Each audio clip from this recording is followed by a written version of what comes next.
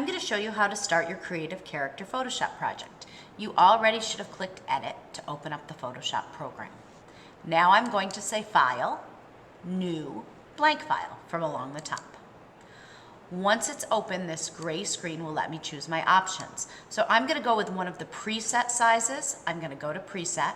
I'm going to click and go down to US Paper, which will make my width 11.5 and my height, or my width 8.5 and my height 11 inches, and I'll say OK. Now your canvas might look like this, it might look like this, and you're able to view, zoom in, and view, zoom out as you wish. If you want your canvas to be horizontal, you can always say Image, Rotate 90 degrees left or 90 degrees right. I really don't want to do that, so I'll undo that.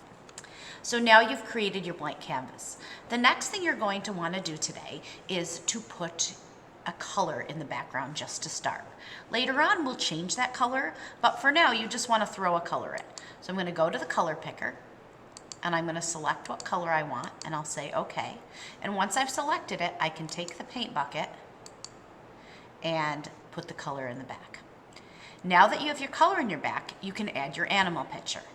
You've got your animal picture one of two ways. One, if you saved it to your computer, you simply say File and go down to Place, and then you find where you saved your picture and click Place, and that's going to throw your picture in.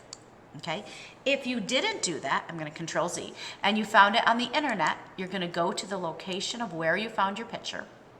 And remember, when you search for images, you're going to want to click Tools, and you're going to go to Size, and you want to pick Large because you really want to find a large, high-quality image.